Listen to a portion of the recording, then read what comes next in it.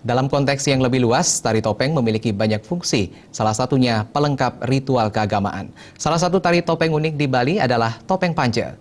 Sesuai namanya, kesenian tersebut dibawakan 5 penari yang harus membawakan beragam karakter sesuai alur cerita yang dipentaskan. Berikut liputannya.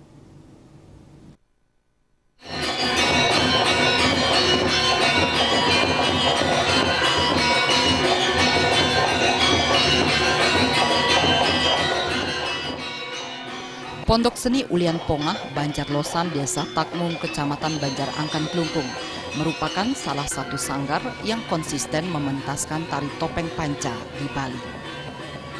Persembahyangan menjadi ritual wajib yang dilakukan para penari dan penabuh sebelum pentas.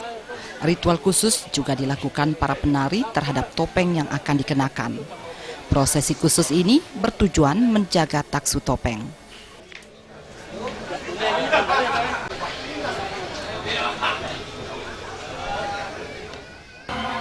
Pada pertunjukan di kalangan Ratna Kande, Taman Budaya Denpasar, Pondok Seni Ulian Pongah mengangkat cerita Sri Dalem Bungkut Anungkap Suarga yang diambil dari kutipan Babat Dalem Sukawati.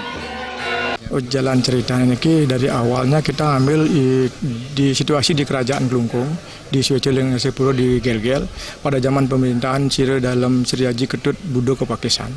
Sudah itu beliau pertamanya merasa sedih karena daerah jajahan beliau yang di Pasuruan lepasnya bukan karena dalam Klungkung itu tidak kuat melawan Pasuruan, karena ada salah satu janji dari anaknya ini keturunan Sri Jelantik Tenganan, kalau ada salah satu keturunannya bisa meninggal di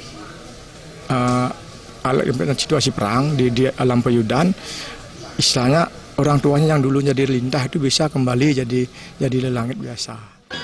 Seniman lawak Bali I Ketut Suanda yang lebih dikenal sebagai komedian cedil memiliki pandangan tersendiri terhadap kesenian topeng panca. I Ketut Suanda menilai tidak sembarang penari topeng lihai membawakan topeng panca karena seorang penari topeng panca dituntut mampu menjiwai beragam karakter mulai dari topeng keras hingga topeng tua. Drama tari topeng panca ini saya rasa ini cukup sulit sekali.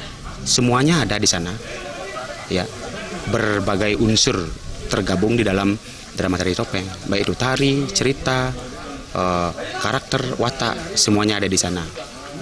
Gamelan iringannya pun juga cukup andil di sini, karena gamelan ini mempunyai daya dukung yang sangat kuat dengan menunjukkan.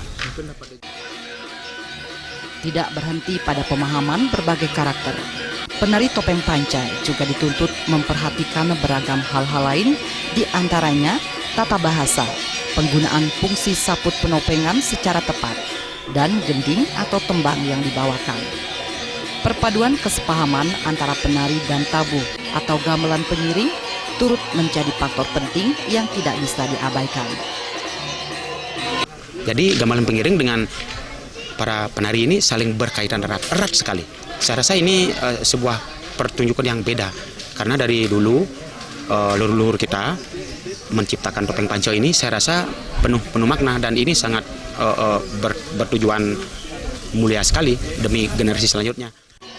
Seiring perkembangan zaman, anak muda yang berminat mendalami seni tari topeng panca kian berkurang.